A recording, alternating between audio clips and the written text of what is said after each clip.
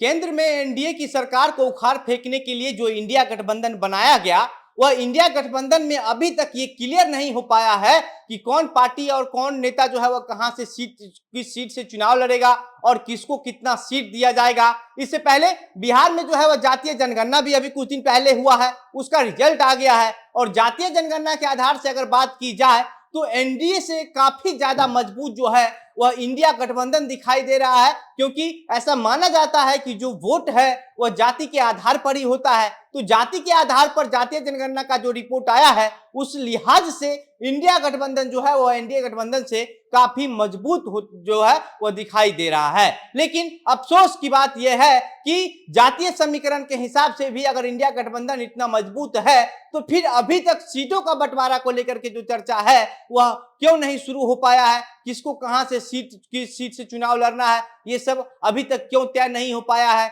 इसको लेकर के जो है अब एक सवाल इंडिया गठबंधन पर उठ रहा है। अब इंडिया गठबंधन के जो सीटों का शेयरिंग का जो बंटवारा का जो फॉर्मूला था उसको लेकर के जो है वह लालू यादव और नीतीश कुमार पूरी तरीके से चुप्पी साध दिए हैं और इस बीच कांग्रेस के जो बिहार के प्रदेश अध्यक्ष हैं अखिलेश सिंह, उनका कहना है कि कांग्रेस जो है वह कम से कम 10 लोकसभा सीट पर चुनाव लड़ना चाहती है और जिस तमाम सीट पर जो है जहां कांग्रेस का जनाधार अच्छा है, मजबूत है, वह 10 सीट जो है और जहां से कांग्रेस के बड़े नेता चुनाव लड़ते आए हैं वह 10 सीट लालू यादव और नीतीश कुमार को कांग्रेस के लिए छोड़ देना चाहिए था। अब इस लिहाज से अगर बात की जाए तो जदयू के अभी 16 सीटिंग कैंडिडेट हैं जो लोकसभा सांसद है, तो जदयू को जो है वह 16 सीट पर चुनाव लड़ना चाहिए और इसके बाद राजद पिछले चुनाव में जो है वह 19 सीट पर चुनाव लड़ी थी और अब जो है दूसरे नंबर पर रही थी लड़के, लेकिन अब राजद जो है वह चाहती है कि कम से कम 20 सीट पर चुनाव लड़े और वहीं दूसरी तरफ जो है वह सीपीआईएमएल और भाकपा माले जो जितना भी पार्टी है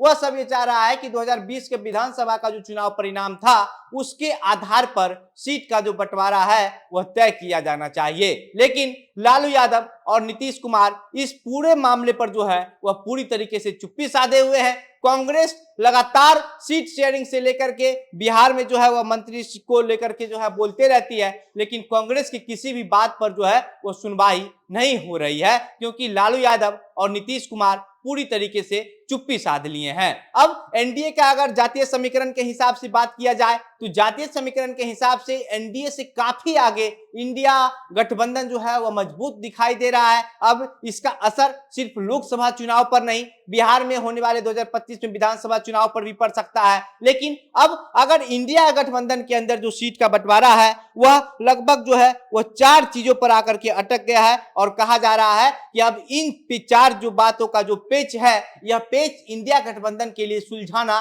काफी मुश्किल साबित हो सकता है और ये बात लालू यादव नीतीश कुमार भी समझ चुके हैं। इसलिए दोनों नेता जो है वह पूरी तरीके से चुप्पी साध लिए हैं और ये लोग इस बात का इंतजार कर रहे हैं कि जो और भी जो दल इस गठबंधन में शामिल है वह दल पहले क्या कुछ चाहता है, क्या कुछ बोल रहा है, उसके बाद ये दोनों नेता जो है वह अपने स्तर से इस पूरे मामले पर जो है अपनी विचार रखेंगे और उसके बाद इंडिया गठबंधन में सीटों को बंटवारा का जो फॉर्मूला है वह तय किया जाएगा। अब पहला जो 4 मांगे, जो 4 पेच जो है वह इंडिया गठबंधन में सीट बंटवारा को लेकर के आ रही है वो आप जान लीजिए। पहला जो है वह विधानसभा में जिसकी जितनी सीट है उस आधार पर बंटवारा की जो बात है वह इंडिया गठबंधन के अंदर चल रही है। कहा जा रहा है कि विवाद से बचने के लिए 2020 विधानसभा में किसके कितने विधायक हैं उस आधार पर लोकसभा सीट उन्हें दी जाएगी। इस आधार पर राजद जो है वह सबसे बड़ी पार्टी है, इनके जो है 79 विधायक हैं। दूसरे नंबर पर जदयू जिसके 45 विधायक हैं और तीसरे नंबर पर कांग्रेस जिनके 19 विधायक और चौथे नंबर पर माले हैं जिनके 12 विधायक। इसके अलावा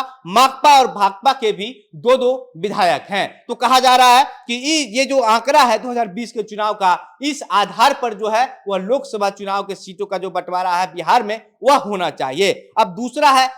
दूसरा है कि बिहार विधानसभा जो चुनाव हुआ था उसमें किस पार्टी को कितना प्रतिशत जो है वह वोट मिला। तो इसमें यह फॉर्मूला जो है वह कि इसको लेकर के भी चर्चा हो रहा है। अगर आप इस फॉर्मूला के अनुसार बात कर लीजिए तो इसके हिसाब से भी राजद सबसे बड़ी पार्टी है और उनका वोट प्रतिशत जो है वह 23.11% है और फिर दूसरे नंबर पर जो है वह जदयू जिसका वोट प्रतिशत 15.42% है और वाम दल को जो है 1.75%, मगर सीट जो है वह वाम दल को ज्यादा मिला हुआ है, इस हिसाब से वोट प्रतिशत जो 1.75% है उसके लिहाज से 12 सीट जो है वो वाम दल को है, तो इस सीट का आंकड़ा जो है कहीं ज्यादा है। अब कांग्रेस को लगभग 6% वोट मिले थे और सीटें जो है वह 19 की जो है संख्या वो कांग्रेस की थी। ये दो चीजें हो गई। अब तीसरी चीजें जो है जिसको लेकर के सीट बंटवारा का जो फॉर्मूला है वो तय करने की चर्चाएं चल रही है, हो रही है। अब तीसरा ये है कि पिछले लोकसभा चुनाव में दलों की क्या स्थिति थी, जो दल इंडिया गठबंधन में शामिल है उन सब दल का क्या स्थिति जो है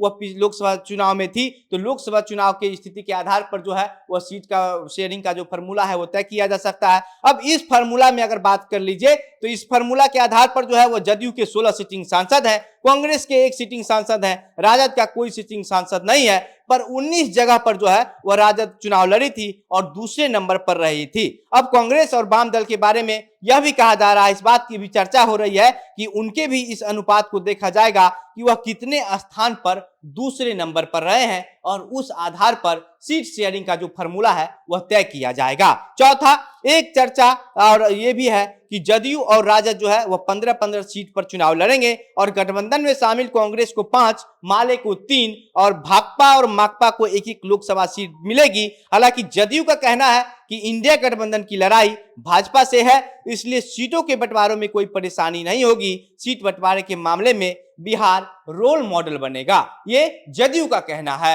लगातार इसको सीट शेयरिंग को लेकर के इंडिया गठबंधन में शामिल जो तमाम दल हैं उसके जो बड़े नेता हैं उनसे सवाल पूछा जाता रहा है कि कितने सीट पर कौन पार्टी कहां से चुनाव लड़ने जा रही है, लेकिन उस गठबंधन में शामिल जो दल है के नेता हैं उन लोग जो है इस पर कुछ भी बोलने से बचते हुए नजर आ रहे हैं और हमेशा यही कहते हैं कि इंडिया गठबंधन में सीट बंटवारा को लेकर के जो है वह कोई पेंच नहीं है, कोई बात नहीं है। आप लोग जो है सिर्फ माहौल बनाते हैं, माहौल खराब करते हैं और बिहार में जिस तरीके से सीट का बंटवारा होगा वह रोल मॉडल बनेगा, इस बात की चर्चा जो है इसके बाद हमेशा होती रहेगी। अब सोच लीजिए कि जातीय जनगणना का जो रिपोर्ट आया उसके बाद भी जातीय समीकरण के हिसाब से इंडिया गठबंधन एनडीए से जब काफी मजबूत है तो फिर अभी तक सीट शेयरिंग का जो फॉर्मूला है वह क्यों तय नहीं किया जा सका है कि किस आधार पर जो है वह इंडिया गठबंधन के अंदर बिहार में जो है वह सीट का बंटवारा होगा। बाकी अब इस पूरे मामले पर